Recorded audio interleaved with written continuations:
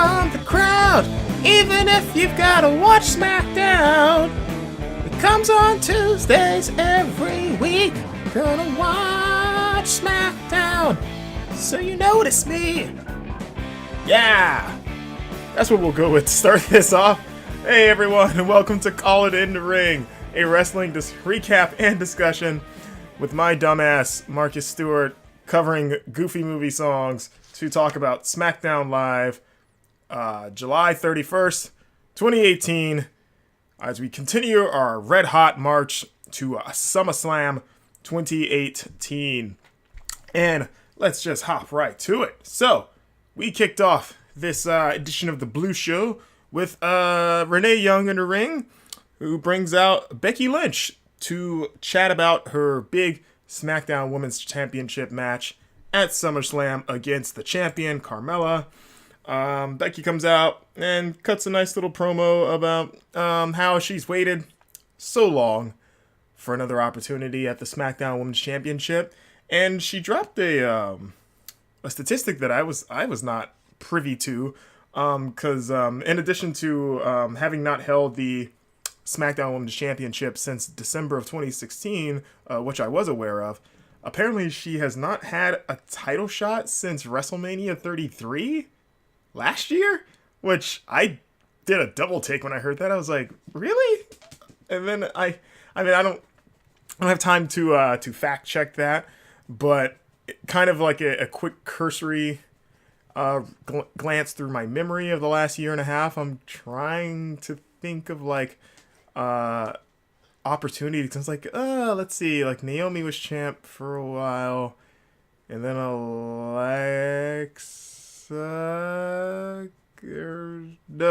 was champ, then Naomi won it back, then Alexa went to Raw, and then Charlotte had it for a bit, and I don't know, I guess maybe she hasn't, I don't know. That really tripped me up when she said. I was like, holy crap, how does that happen? But anyways, you know, she talks about how excited she is and how she's going to win. And then Carmella interrupts, coming out in a leather jacket that Finn Balor would be jealous of. And starts, first off, gets in the ring and starts acting really nice. Really, really nice. Talking about how, you know, it brings up Evolution and how it didn't really hit her initially, the magnitude of that event, and how she realizes that maybe she has not been the best representative of the women's division that she could be. And she goes into this long little speech about how people have told her that she doesn't deserve to be champions, from like fans to other wrestling legends, and how she's gotten so much hate on social media, and how hard it is to handle that, and how the women should be raising each other up instead of tearing each other down. And the whole time, of course, you know, Becky, as anyone watching, is very skeptical of this, but to Carmella's credit, she sells the hell out of this, where she, like, you're waiting for the other shoe to drop of like, okay, but, and then she turns on her mean girl act. But during the time she was doing this, she did it, she dragged this out for so long, there was a point where even I was thinking like I know better than to take this seriously, but she's doing a great job feeling as genuine as possible, and maybe because of what she's saying, I wouldn't be surprised if a lot of it really is true. So, but alas, as she's saying all this, James Ellsworth, his music hits. Of course, Ellsworth was fired on SmackDown last week, which I was wondering, like, really? Did they bring him back? But it turns out it was all a ruse, because a distracted Becky was taken down from behind by Carmella, who is still evil. She fooled maybe two people and started beating the crap out of Becky, which brought out the returning Charlotte Flair to run in for the save, chase Carmella off, and Charlotte is back. It's good to see her. I've missed her. I've said before that Charlotte's the best women's wrestler of this generation. So it's great to have her back. Great to have her back, and well done by Carmella with that promo before. So Samoa Joe stares into the camera for a bit, and in the process peers into the depths of our collective souls, and he promises to deliver a personal message to his SummerSlam opponent, AJ Styles. Should be good. We follow that up with the Usos backstage, and they cut a cool promo. Like, just, it's cool from like the way it's framed and look. They're like, backstage, but it looks, I don't know, it looks cool. It's almost like a music video the way it looked. And they cut a promo on the Bar, who they're facing in the second bracket of the 4-team tag team tournament to decide who faces the Bludgeon Brothers for the Smackdown Tag Team Championships at SummerSlam.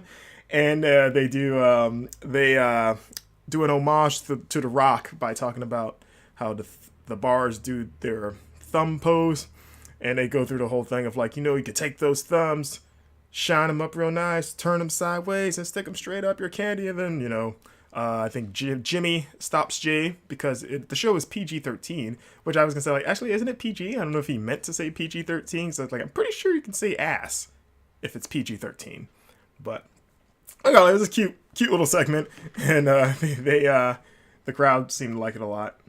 I like the Usos. Usos are awesome. Paige and Carmella get into it backstage.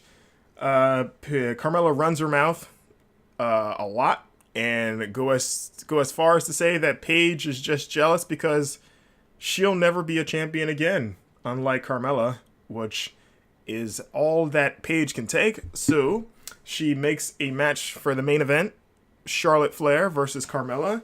And if Charlotte wins, she will be added to the SmackDown Women's Championship match, and it will make it a triple threat. So, cool beans on that.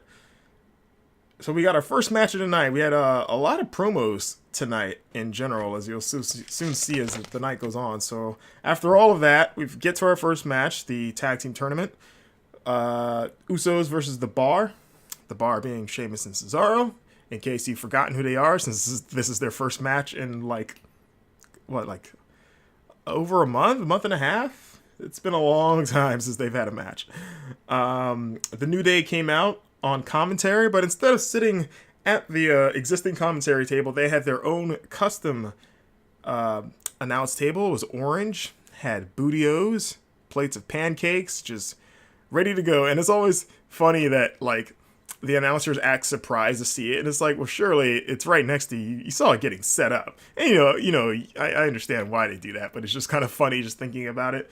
Of like, you didn't notice that was there right next to you this whole time. Like, wait, what is this announce table? Where do these pancakes come from?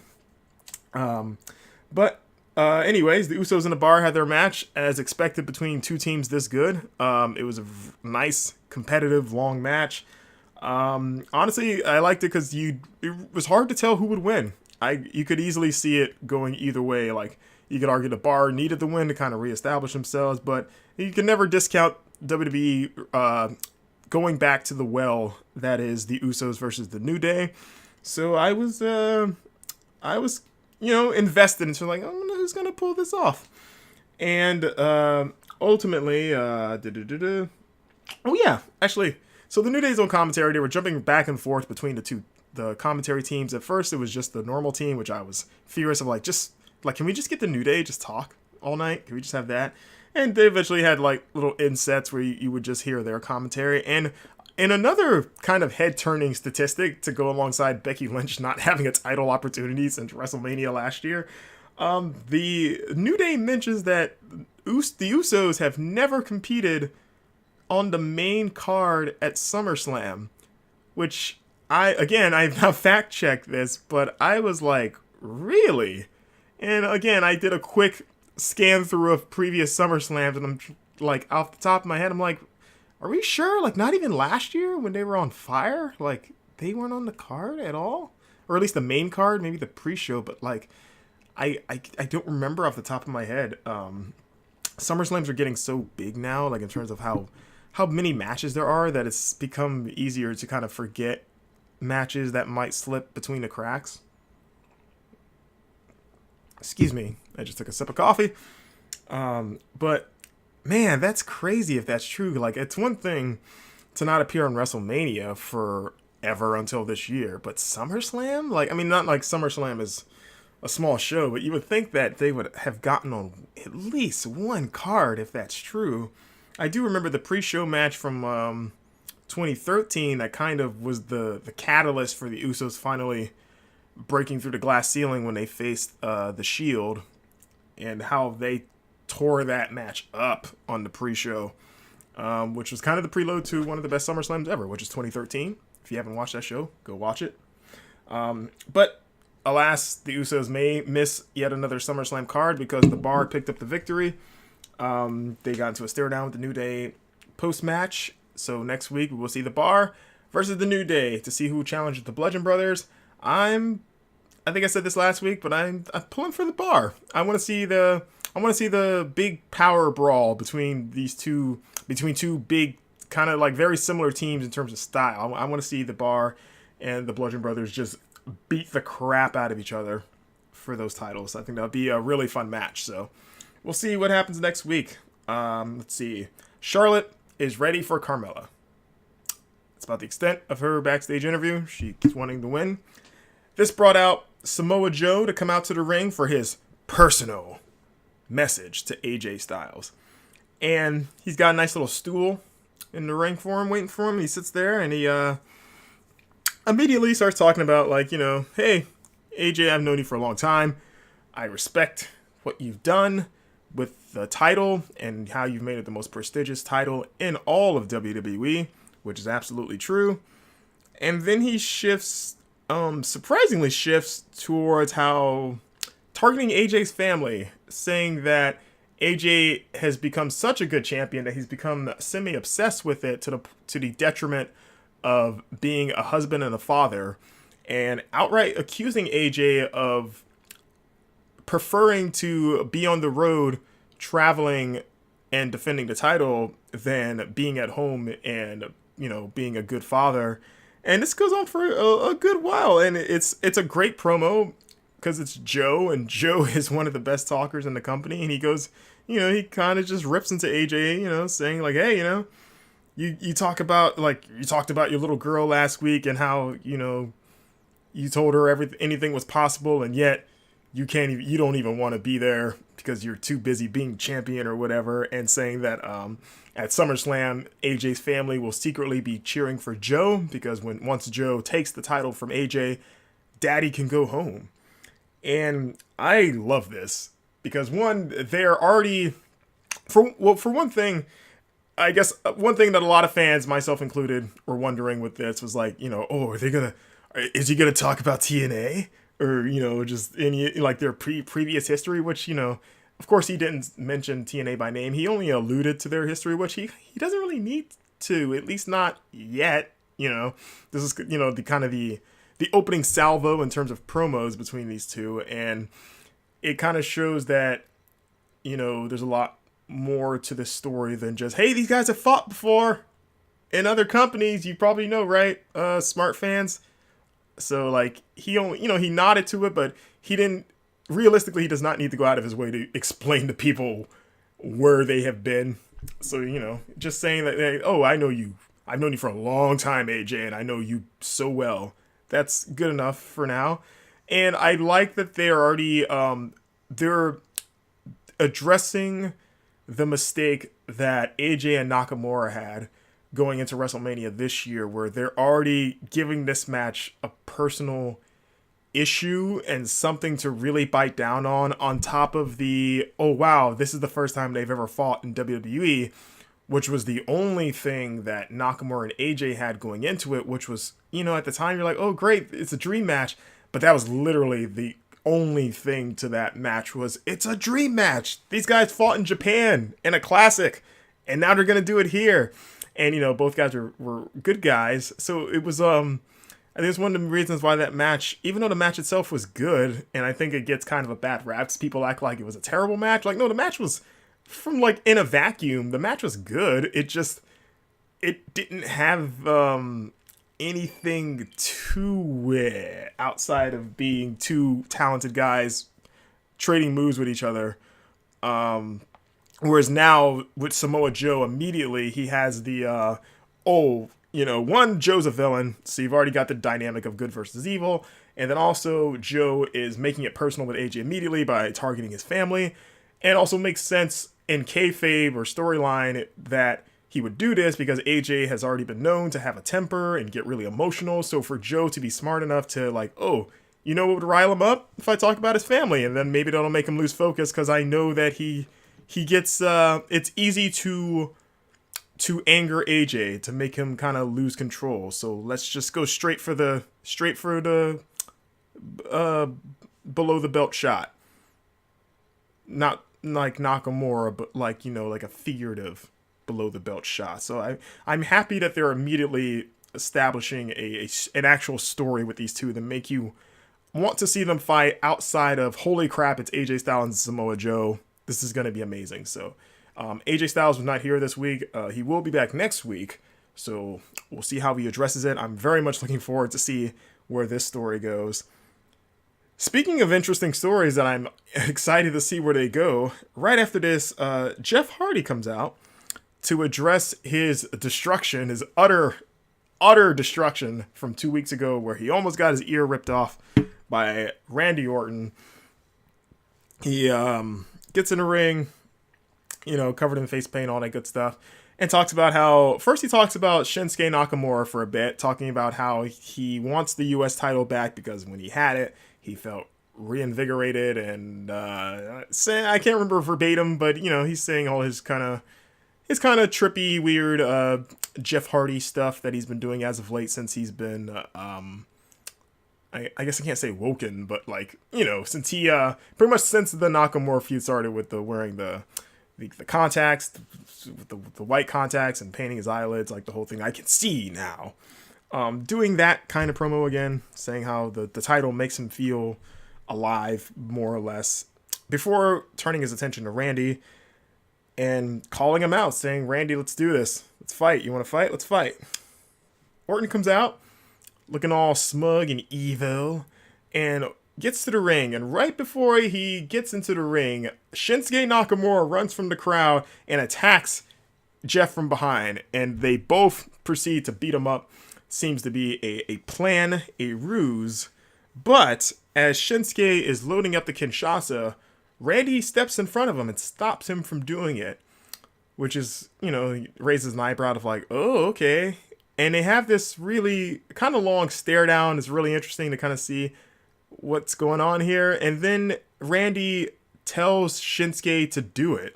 So he stops him, stares him down, and I guess, I don't know if the idea is that, no, I want to be the one that orders you to do it, because the whole crux of Randy's heel turn seems to be like, I think, you know what he said last week, like, I set the table that everyone here eats off of. So maybe he's kind of like, no one does anything around here without my say-so. So you see him kind of mouth to Shinsuke to do it. And then Shinsuke hits the Kinshasa on Jeff, knocking him out cold.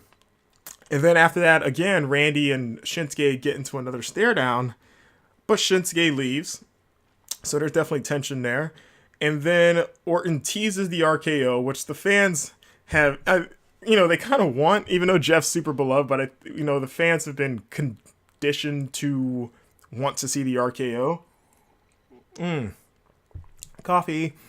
And in a very smart move, and he did this at the Extreme Rules as well, instead of hitting the RKO as Jeff was kind of starting to recover a bit, Orton teases it like he's going to do it, and then instead knocks him back down, and then starts doing his like body part stomp, whatever, the Orton stomp, as he used to call it like 10 years ago.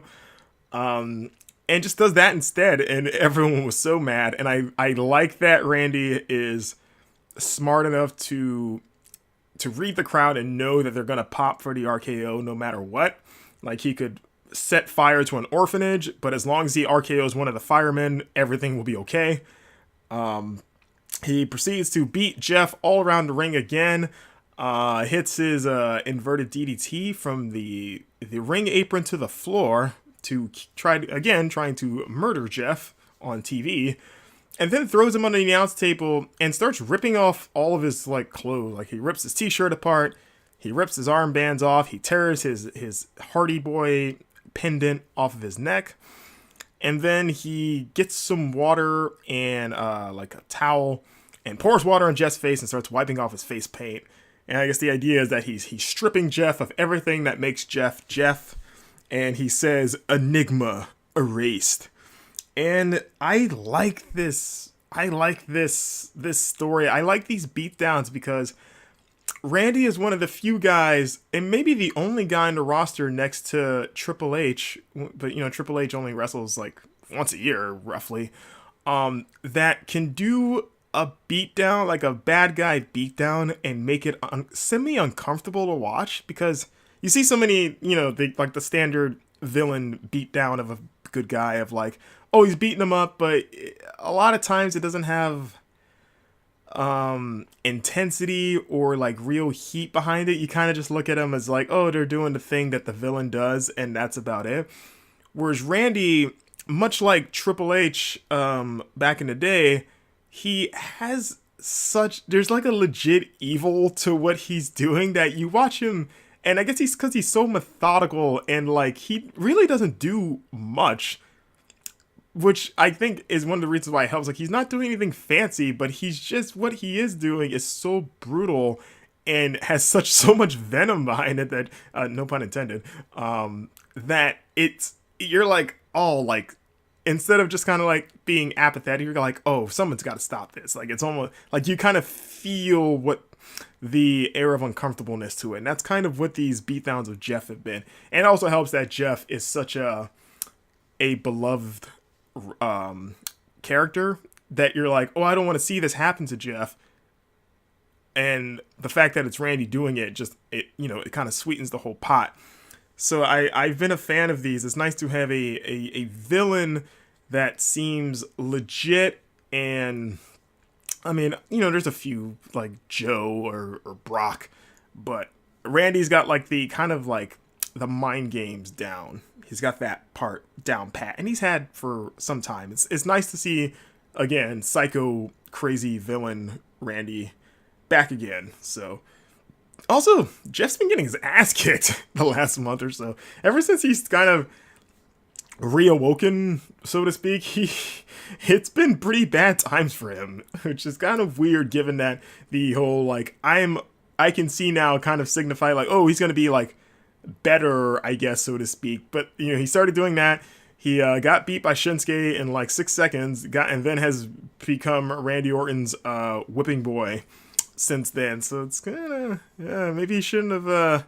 Maybe he should have stuck to having only 2 pairs of eyes, because having 4 pairs has only attracted double the beatdowns. So yeah, again, I want to see where the story goes. So. Becky Lynch is in the back, and she's very happy that Charlotte Flair is back.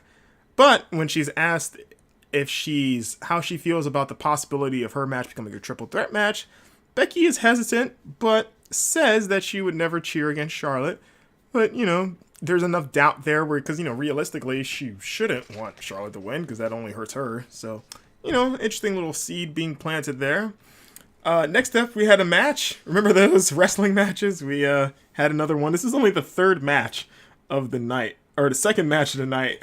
And, yeah. So we had Lana take on Zelina Vega, and Zelina's in-ring debut on the main roster, which is really only the 2nd match she's had in WWE, because in her entire time in NXT, she had 1 match against Candice LeRae, kind of towards the tail end of her and Almas's time in NXT. So this is still, it's not fresh territory for wrestling, because Zelina is an experienced wrestler. Like, she was prior to WWE, she spent a lot of time in TNA, has wrestled in the Indies, so she's a wrestler. She's just been in the role of manager since coming to WWE. Lana, on the other hand, she's getting better in the ring, but she's still noticeably, inexperienced. There's still a lot of awkwardness to what she does, but it's better than what she started with. So the match itself was, whatever. I wonder, because Zelina Vega is a very tiny woman, if you haven't noticed. And if you didn't notice before this match, you would notice then, because Lana, I don't know if so much that Lana's tall for, I think she's just, Zelina's that short. And now I wonder if, like, is she smaller than Alexa Bliss, do you think? Because Alexa Bliss was the smallest lady on the roster. Now I'm wondering if Zelina might even be a little bit tinier than her. She's definitely thinner than Alexa, so maybe Zelina might actually out short out tiny. I would use out. she might. I don't know. She's shorter than Alexa. Let's just say that. Probably, which is insane. Zelina picked up the win due to Almas, who was out there with Zelina, whereas Lana was by herself, and Almas got involved, tried to distract Lana, which brought out Aiden English to try to help, but just like last week, his assistance backfired as the distraction caused Zelina to roll up or pin Lana for the win. Lana's upset. English is too. This led to backstage after the match where Aiden English again tries to apologize to Lana. Lana doesn't want to hear it. Aiden leaves. Rusev comes out. He wants to yell at Aiden. And then he tells Lana, hey, if I was out there, that wouldn't have happened. Which during the match, I was wondering, like, why isn't Rusev out here or anyone? Like, why would you not, like, realistically, did you not think that Almas wouldn't be with Zelina? Shouldn't you be with your wife?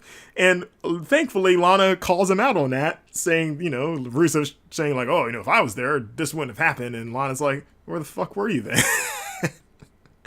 Which is exactly what I was thinking. And, he, pretty much just yells at him for not being there when she needed him and then walks off. And Rusev's all like, hey, man, looking all sad. He's in the doghouse, so sad Rusev day today. So Daniel Bryan comes out saying yes, yes, yes, and he calls out Miz.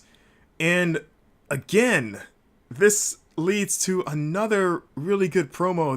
This is like the night of good promos, because I guess it makes up for the lack of wrestling, because so Bryan's in the ring.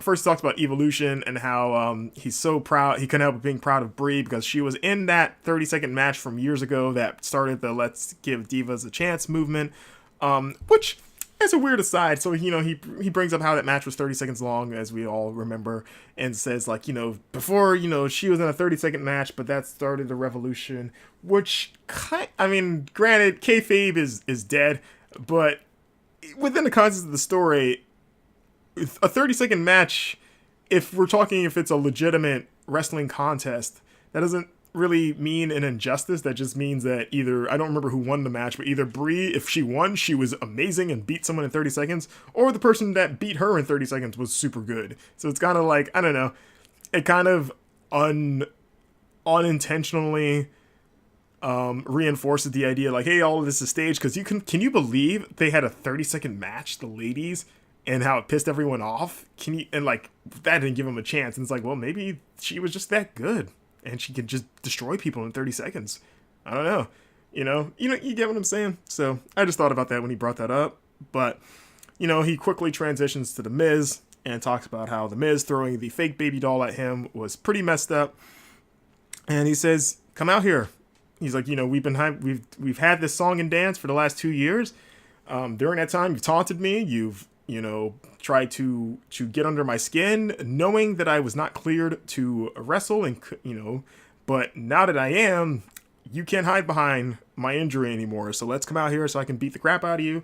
Of course, Miz is not there. He shows up on the screen saying that he is on the set of his show, Miz and Mrs., and that he is too busy getting ready for the next episode to be bothered with Bryan. And then the two of them get into a very great, as they usually always do, a great back and forth about, like, just, each other's history and how they feel about each other. Like Miz talking about how Bryan has been, since being his rookie on NXT back in 2010, that Bryan has been trying to ride Miz's coattails, and that he needs to accept that the Yes movement is over, Team Hell No's done, which it certainly is. And how, he just isn't what he used to be. Like, the fans have moved on. They don't care about him anymore. And, just saying, going all this, and then Bryan retaliating with saying actually what he said in Talking Smack. And they do bring up that Talking Smack promo. We're saying that Miz is a coward and that he's soft. And also maybe the burn of the promo, saying that Miz desperately tries to make the transition from wrestler to Hollywood star, but no matter what he does, he's never going to be The Rock. And that got like a ooh from the crowd. And then to really add salt in the wound, so to speak, he says, hell, you're not even going to be the next John Cena, which is, damn. Like, The Rock is one thing, The Rock, at least you can kind of like understand, right? Like, yeah, Rock is pretty up there, I guess, all right. But then Cena, you're like, okay, those are fighting words. I can at least be John Cena level, right? You're saying Miz can't be a cartoon elephant in a commercial? He's not even good enough to do that? So Miz is noticeably mad about that. And then Bryan finally lays down the challenge. He says, all right, since you think you're too good to fight me here, how about I give you a stage worth your time? You and me, SummerSlam, let's do it. Miz does not accept. He says that, he has to earn it or whatever, and says that, basically pretty much that Bryan isn't worth his time, and then ends with saying, like, Bryan, this is basically you right now, and then proceeds to put photos of babies on screen with crying sounds, of course saying that Bryan's a crybaby. So the promo ends with Bryan being assaulted by an army of Shutterstock baby photos. And yeah, like I said, another great exchange from these two. Again, I want to see this story develop, and I can't wait to see these guys kill each other at SummerSlam.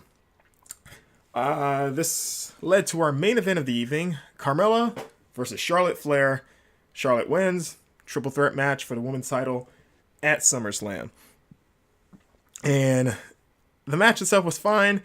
Again, I said this about Asuka and Carmella, like, despite Carmella improving, I still have a somewhat hard time buying Carmella as any real physical threat to Charlotte, given how great Charlotte is in the ring and everything she's done.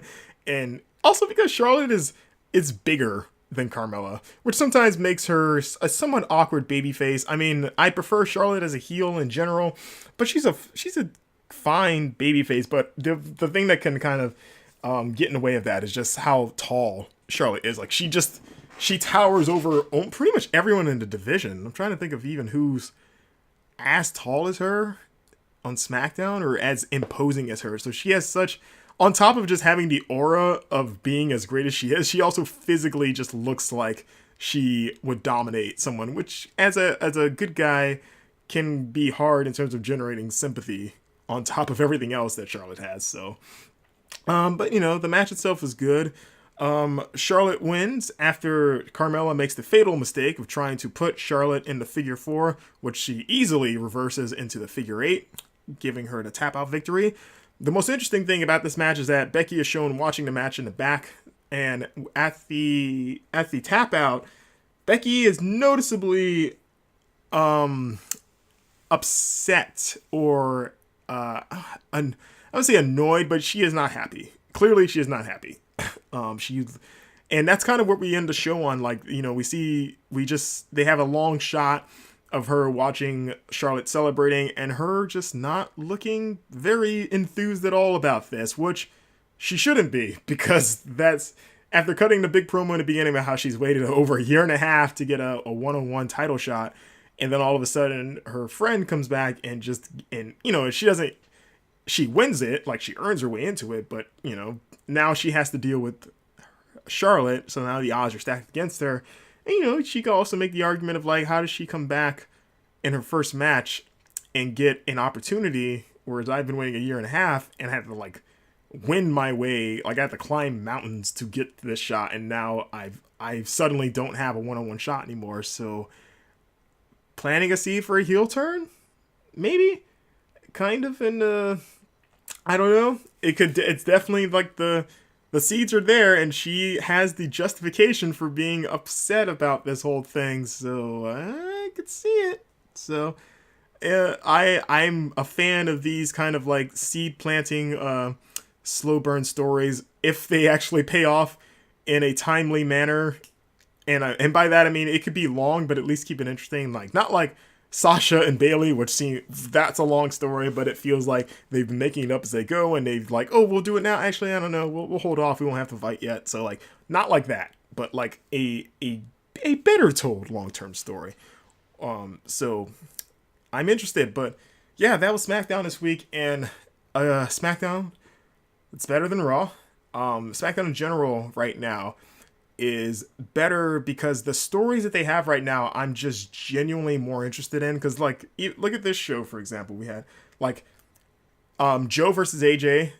They've added narrative intrigue outside of just the matchup itself, which so I'm like, oh, I want to see where that story goes. Randy Orton versus Jeff, and now Shinsuke kind of on the side there. I'm curious to see. I want to see where that goes, and I want to see. I really want to see Jeff get one over on Randy, because Randy is such a good villain. She's like, man, I want to see him get his. It's gonna happen at some point, right? So, like, I'm interested in that story. Miz versus Bryan has been awesome so far, as expected, because those two are just gold together. And then now you got this nice little twist with the Becky and Carmella. Like, I was not expecting Charlotte to be added to this match. So, kind of putting her in there, and then having Becky possibly teasing that, maybe going to the dark side, or at least maybe, or at least having that extra wrinkle of like, I'm not happy with you, friend, about you getting all up in my life, in my title shot. So yeah, like a lot of their stories right now, and then even like Rusev and Aiden and Lana, like their stories feel better built, and I want to see how all of them play out, which I can't say for most of the stories on Raw at the moment. So yeah, another really good show from SmackDown. Really great SummerSlam build. The wrestling it would have nice to have at least like one more match on this show, because I believe, if I'm counting correctly, there were 3 matches on the entire show. A lot of promos tonight, a lot of angle advancement. So, but yeah, if you can overlook the lack of wrestling, this was a strong show from a storytelling standpoint. So, with that said, thanks for listening again. You can download the show and subscribe on iTunes. Search for Marcus Writes About Games. You can also download and subscribe on Podbean. Again, Marcus Writes About Games. And that'll wrap up Call It in the Ring. I'll see you next Tuesday when I talk about Monday Night Raw. And until then, thanks for listening, wrestling fans. Have a good one.